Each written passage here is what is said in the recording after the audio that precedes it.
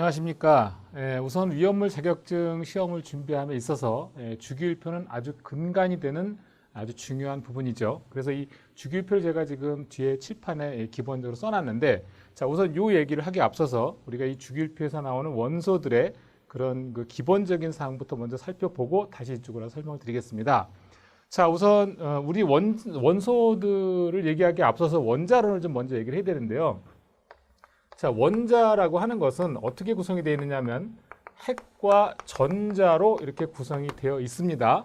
자, 또한 이 핵이라고 하는 것은 다시 양성자와 그리고 중성자로 구분이 되어 있다는 거죠. 이건 일단 암기가 좀 필요합니다.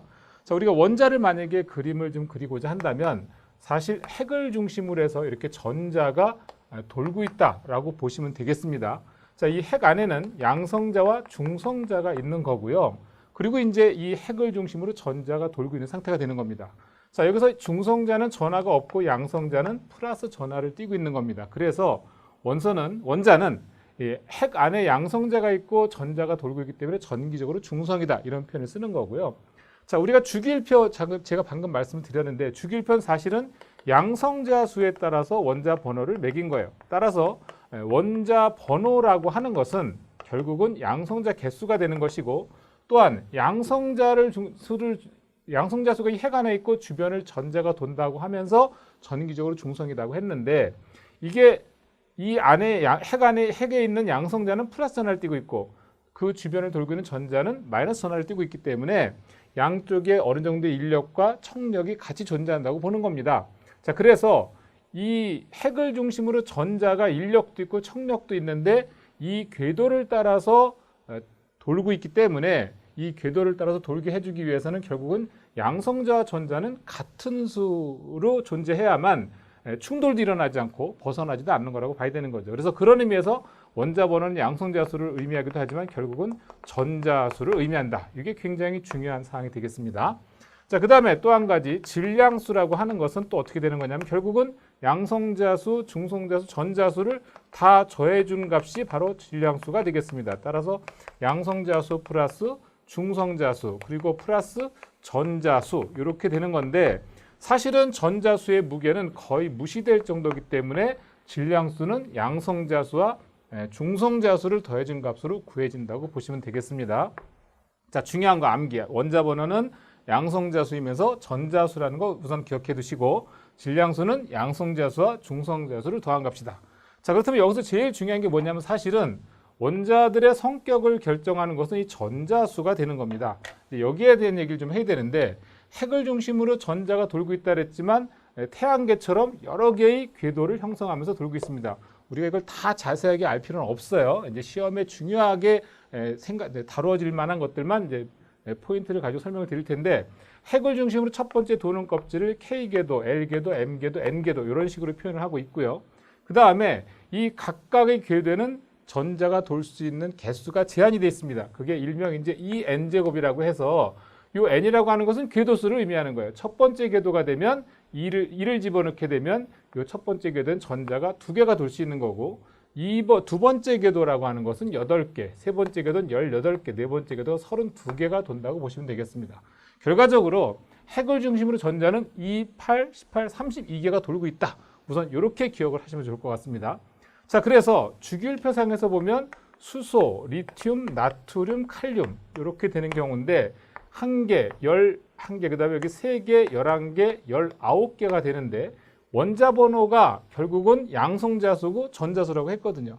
결과적으로는 양성자수가 하나라는 얘기고 전자가 하나라는 얘기고, 리튬 같은 경우에는 원자 번호가 3번이라는 것은 양성자수 3개, 전자수 3개가 된다는 뜻이고, 나트륨은 11번이라는 얘기는 양성자수 11개, 전자수 11개가 된다는 뜻이 되겠습니다.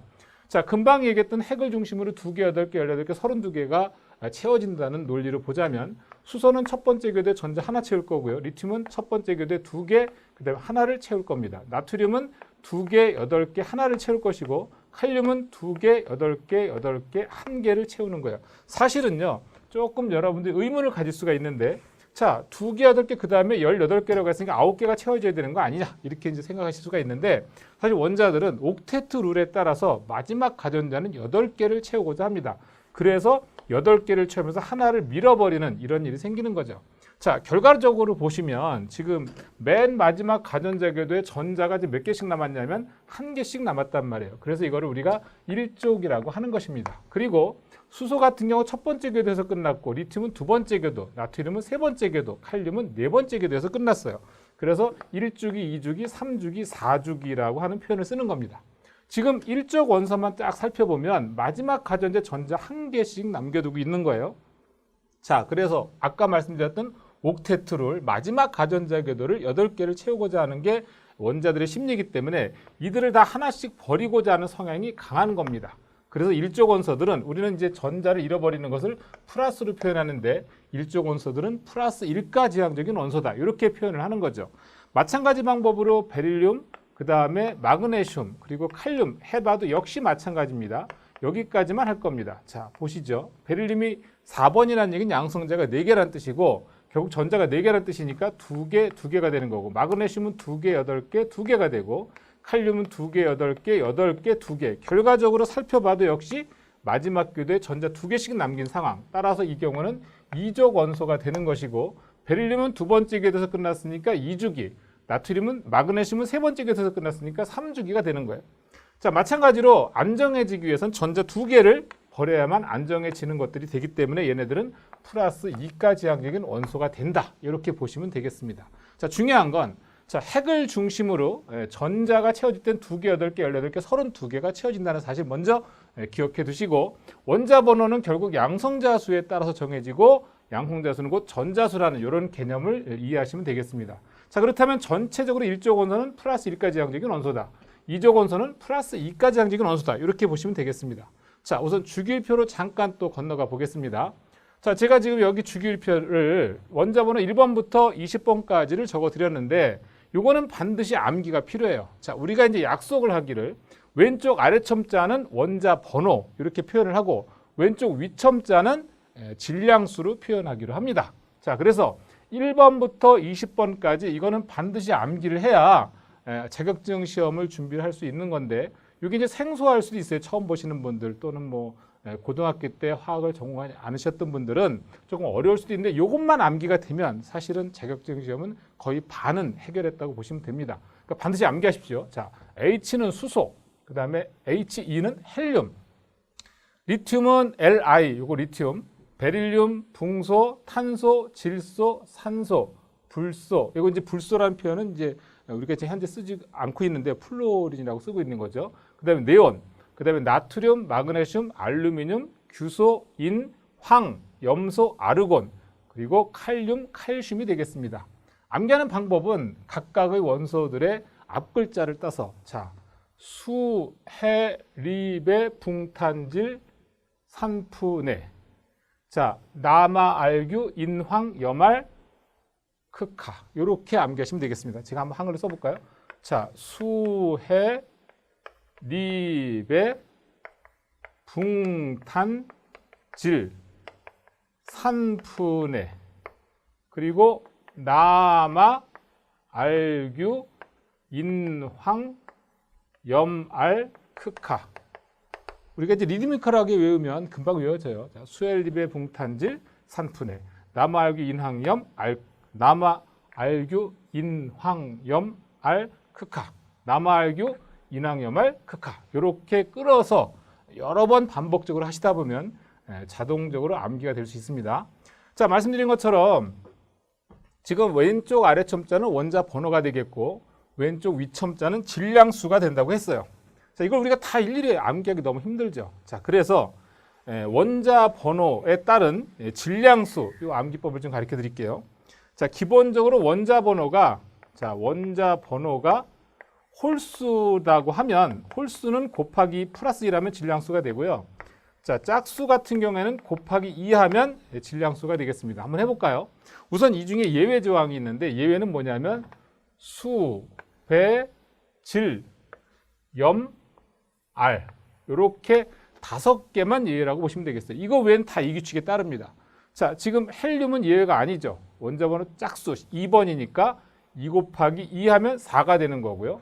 리튬은 홀수 번호 3 곱하기 2 플러스 1 하면 7이 되는 거고 붕소는 홀수번호 5 곱하기 2 플러스 1하면 11이 되겠습니다. 20번까지 요 예외 5개를 제외하고서는 다 요 규칙에 해당이 된다. 그래서 반드시 원자번호 원자랑 암기하시고요. 자, 예외라고 했는데 수소는 원자번호 1번, 홀수면 곱하기 플러스 1이 돼야 되는데 그냥 1이란 말이에요. 이런 건 예외, 암기. 자, 베릴륨 4번이면 짝수면 곱하기 하면 8이 돼야 되는데 8이 아니고 9니까 그냥 암기해야 된다는 얘기죠. 자, 그래서 우리가 예외적인 거 수, 배, 질, 염, R 이렇게 5가지는 암기를 해두자는 얘기입니다. 그러면 이제 원자번호와 원자량이 암기가 되는 거죠. 자, 금방 제가 말씀을 드렸지만 1족 원소 같은 경우에는 플러스 1까지 항적인 원소라 그랬어요. 자, 플러스 1까지 항적인 원소, 2족 원소 플러스 2가. 자, 같은 방식으로 하면 3족 원소는 플러스 3가 지항적인 원소가 될 겁니다. 자, 반면에 자, 4족 같은 경우에는 전자를 4개 받아도 되지만 4개 버려도 되지만 4개 받아도 되는 상황이 되는 거예요. 왜냐하면 자, 탄소는 6번이고요. 자, 2개, 4개가 되잖아요. 자, 그다음에 규소 같은 경우에는 14번이면 전자 14개라는 얘기니까 2개, 8개, 4개가 돼서 이 경우는 4개 버려도 되지만 4개를 받아도 8개가 돼서 옥테트루를 만족시키기 때문에 마이너스 4가도 해당이 되는 거예요. 마찬가지로 탄소도 4개를 받아도 되고 4개를 버려도 되는 그런 상황이 되는 겁니다. 자, 우리가 옥테트룰은 첫 번째 궤도만큼은 2개를 채워도 안정하다는 얘기를 하는 거고요. 두 번째 궤도서부터는 가전제 궤도가 되면 8개를 채우는 거예요. 그래서 4족 원소는 플러스 4가 마이너스 4가 이렇게 해당이 될 수 있고요. 자, 질소 같은 경우 7번이고 2는 15번이란 말이에요. 얘는 2개, 5개가 되는 거고 2는 2개, 8개, 5개가 되는 건데 5개를 버리는 거하고 3개를 받는 거하고 이 경우는 3개를 받는 게 훨씬 유리하단 말이에요. 그래서 이 경우는 자, 3개, 5개를 버려도 되지만 3개를 받는 경우가 더 유리하다. 이거는 이제 경우에 따라서 누구를 만나에 따라서 플러스 5가를 작용하기도 하고 마이너스 3가를 작용하기도 합니다. 자, 6족 원소 같은 경우에는 산소가 되겠는데 자, 산소 같은 경우에는 8번이다 보니까 2개, 6개가 되고 자, 그다음에 황 같은 경우에 16번인데 2개, 8개, 6개가 됐단 말이에요. 그럼 얘는 6개를 버리는 것보다 2개를 받는 게 더 안정한 거니까 얘는 마이너스 2까지 항적이다. 마찬가지 방법을 하면 7족 원소는 마이너스 1까지 항적. 0족은 전자가 부족하거나 남는 게 없죠. 자, 보시면 헬륨 2개 채워서 끝나고 네온 2개, 8개로 끝나고 아르곤 2개, 8개, 8개 완벽하게 옥테트루를 만족시키고 있기 때문에 전자가 부족하거나 남지가 않는 상황이 되는 거예요. 자, 그래서 이 족에 따른 원자가는 매우 중요합니다. 자, 그렇다면 이게 어떻게 활용되는지 한번 살펴볼까요?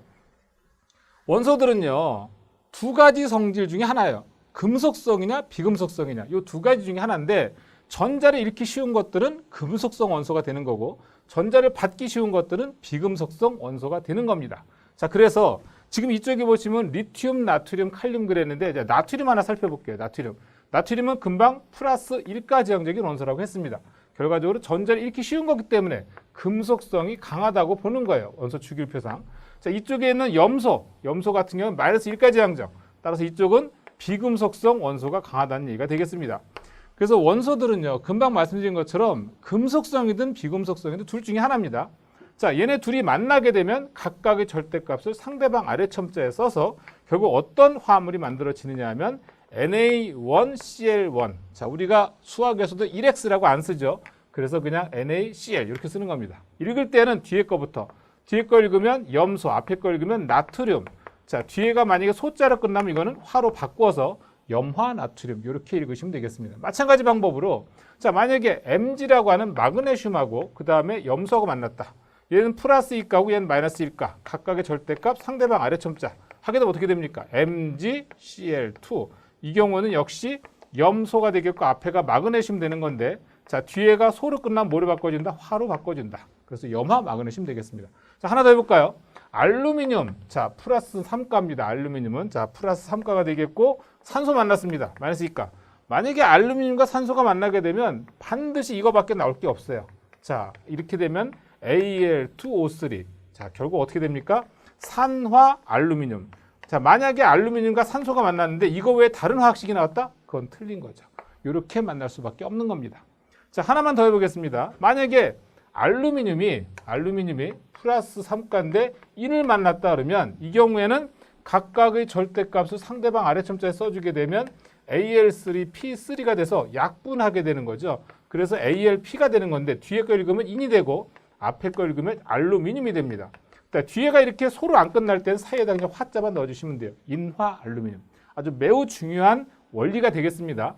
앞으로 이 내용은 나중에 유별 위험물을 설명할 때도 굉장히 요긴하게 그렇게 사용할 수 있는 겁니다. 자, 그래서 이 시간에 뭐 다른 잡다한 여러 가지를 다 우리가 암기를 할 수는 없고요. 반드시 원소 주기율표 중에서 1번부터 20번까지 원소명과 그 다음에 원자 번호, 질량수, 요거는 반드시 암기가 필요합니다. 앞으로 굉장히 많이 사용할 테니까 반드시 암기하시고요. 그 다음에 1족부터 0족까지 각각의 원자가가 의미하는 바를 반드시 기억을 해두시고, 전자를 잃어버리기 쉬운 것은 금속성이다. 전자를 얻기 쉬운 것은 비금속성이다. 이 정도만 일단 기억을 해두시면 앞으로 우리가 수업을 해나가는 데서 굉장히 수월하게 하실 수가 있습니다. 이게 암기가 안 되고서 다음 강의 들어봐야 소용없습니다. 그러니까 반드시 1번부터 20번까지 여러 번 쓰시고 반복하셔가지고 암기하시기 바랍니다.